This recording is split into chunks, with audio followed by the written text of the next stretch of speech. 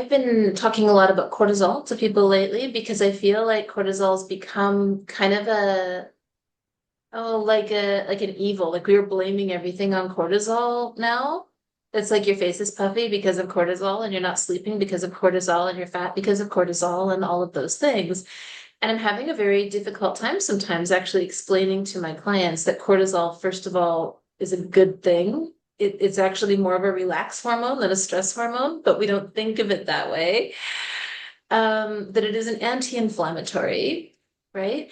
What do you think about all of these, like the cortisol diets? You've heard about the term of cortisol diet. I would love to get your take on that. I think what we always forget, we always try to simplify things, and it makes sense. We're taking in information in 2 minute hits, so it makes sense that it has to be really simple. And instead, we like cortisol is allowing us to talk to each other right now. Cortisol is allowing enough blood to hit my head so we can actually talk to each other. When you have no cortisol or very, very low cortisol, you're bedridden. And so it's really important to thank your cortisol every single day. And there are both this hormonal change, our lifestyle, but then there's also these little things that we do every day that can just make cortisol sit a little higher.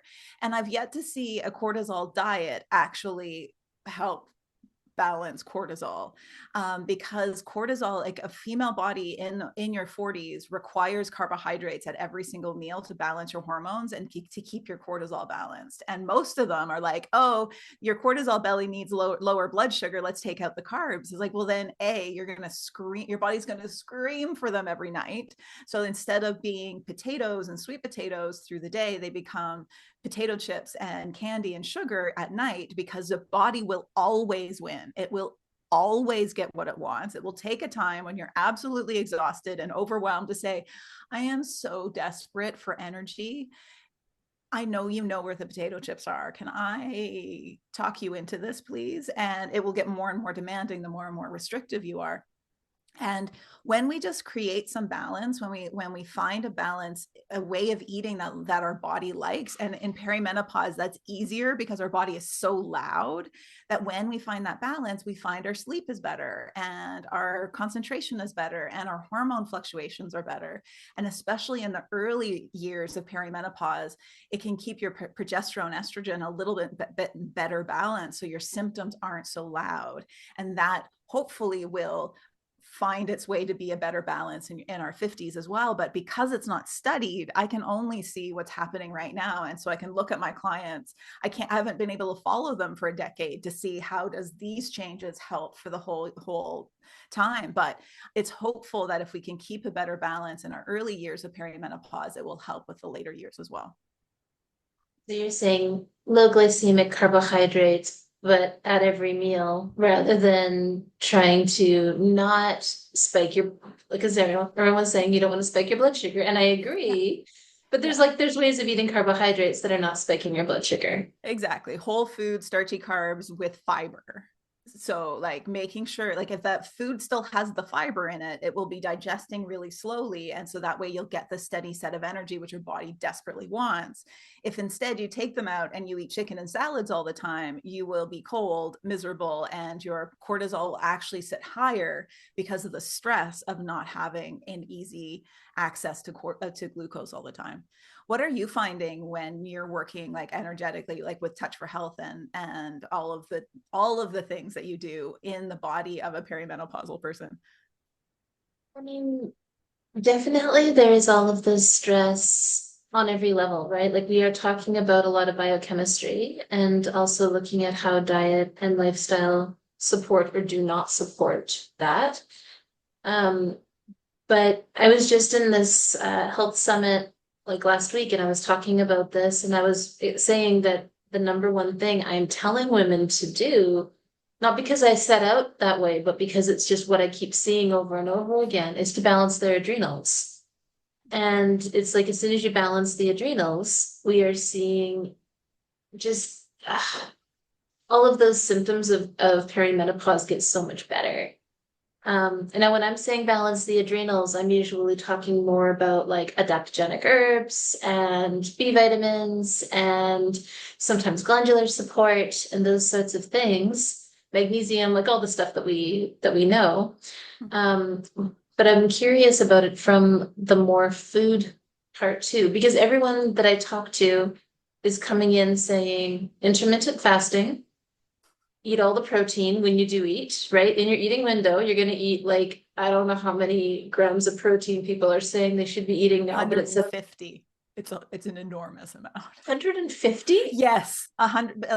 The lowest I see right now is 100, and 150 is becoming closer to the norm. And like that's wildly impossible for a digestive system to actually take in without using products and powders, which I think is Right. a part of the reason we're recommending it that high. Like, especially if you are trying to do intermittent fasting and you've got like a limited eating window, what do you, I'm trying to fathom how I would get that much protein in that time. That is insane. And not have a stomach that's screaming, you can't possibly put any more food in. I was having a conversation over dinner one time, and one of the women in the conversation was saying that her colleague will blend 3 chicken breasts in a blender with an egg, and that's how she can get to the 150, because that's 70. So like to get half her protein, she will drink it in a most disgusting blender smoothie I could ever imagine. That's that's really gross. Okay.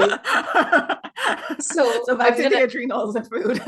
no, but I'm gonna ask, like, if a woman's eating, let's say I'm drinking my chicken breast smoothie, so I'm getting 150 grams of protein. Are you seeing a reduction in symptoms? Like, what do you see actually happening in the body at that point? I have yet to see somebody pull that off first. Okay. Like that, it's just so impossible. Having protein in every meal is great at balancing blood sugar and can help with that. Like, because blood sugar is a little bit more trigger happy in perimenopause. So your blood sugar will overreact at times, especially if your cortisol is high. So protein is great. But if you're going higher than say 80 grams a day, like I'm not one to count macros in general, but sometimes people want a guideline. And so I think a high protein diet is like 80 is 20 grams of protein in 3 meals and a snack. That's already hard. And any higher than that, I think about what else is it squishing out, because protein isn't overly nutrient dense. Our bodies will convert 50% of protein into glucose if it has to, but it doesn't want to. So it's a clunky system that's a bit hard on the body. It's easier than keto. Like our body really doesn't want to go into ketosis, but it really doesn't like getting glucose out of protein. So you're adding the stressor of a lack of easy access glucose, but also the lack of just general vitamins and minerals and antioxidants and polyphenols and all of that, those have to get squished out to be able to bring in this enormous amount of protein every day. And so where I really push back on the recommendations of 100 to 150 grams of protein is that alone of like, it's impossible. And like, that would be like over half of your overall diet just being protein. Like a 50 to 60% protein diet means your nutrient dense foods, which are carbohydrates, are going to be so low that we can create nutrient deficiencies. And while this hasn't been around long enough for me to actually see that, I see that in people who follow keto. And it can take years and years and years to rebalance those nutritional deficiencies. And the body is like screaming for carbs for that whole time. So it's like, sorry. Can we talk about that for a second? Because you said a moment ago, the body really doesn't want to go into keto. And I tell people this all the time because people talk about ketosis as being a good thing. And I'm always going, your body is literally dying at that point. Like nothing in your body thinks that's a good idea. Yeah. The only time I'm really in support of that kind of diet is when it is being used for a medical reason. I've seen people have really good results with it for specific medical conditions, treating of seizures and that sort of thing. But like that's what it was designed for. It wasn't designed to help me get rid of a little low belly, right? Like so because this is something that I do tend to rant about a little bit, I would love to hear again your thought on this. When you're saying that it takes years to balance that out, are you seeing actual nutritional deficiencies? Like, I don't know, What I'm like seeing, medical deficiencies? yeah, I'm seeing like their blood work is usually a little off. Women are often more insulin resistant for many years following keto. So we have to be extra careful with blood sugar, but their carb cravings are screaming because the body is like, you starved me for however long you followed it. Um, and the microbiome is off. And I think that's the thing we like in the same circles that talk about keto and carnivore being really great. They also talk about microbiome. Well, we know there's no question that within 7 days of being on keto, your microbiome has been changed dramatically. And there is some research saying that it's a hard thing to fix. And without plant-based fibers, you starve your microbiome. And we know that that's so important for your immune system, your brain, for your neurotransmitters, for everything. I'll usually get post keto people for digestive issues. Their gut just doesn't work anymore. And they're like, what's happening? I'm like, okay, we got to fix this. But the biggest one is like the argument of this is the best thing. Like, I agree with you. Your body, like, it is the last resort. I think I'm dying place. I always bring up the study where they looked at Inuit, and Inuit live a life that if so, the argument is always no, the body loves ketosis and that it just naturally goes there and it's so happy. Okay, so then why are the Inuit who, when eating a traditional diet, eat a diet very close to ketosis, to keto, don't are incredibly their cells are reluctant to go into ketosis, that they are the most resistant to ketosis than people who eat carbs regularly. And so like if this was a natural biological thing that our body enjoys, why is a group that have been eating this for generations developed a resistance to going into ketosis? And I've yet to get a good answer from any keto people from that, about that. The one that usually gets me is that people will tell me that they feel mentally clearer. And they'll talk about how clear they feel. And at the same time, sometimes you even hear it in their speech. It's like their brain is not usually working at 100%. I'm really sorry if I'm offending anybody right now when I say this.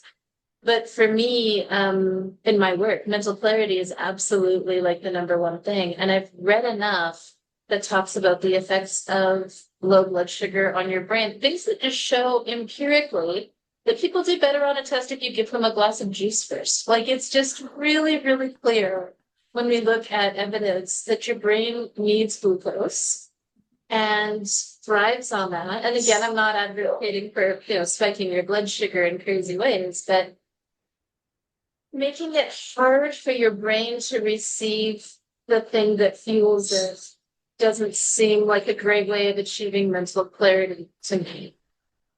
Um, Yeah. yeah. I hear this all the time too. So, but what I get to work with people inside their life and see the full pattern.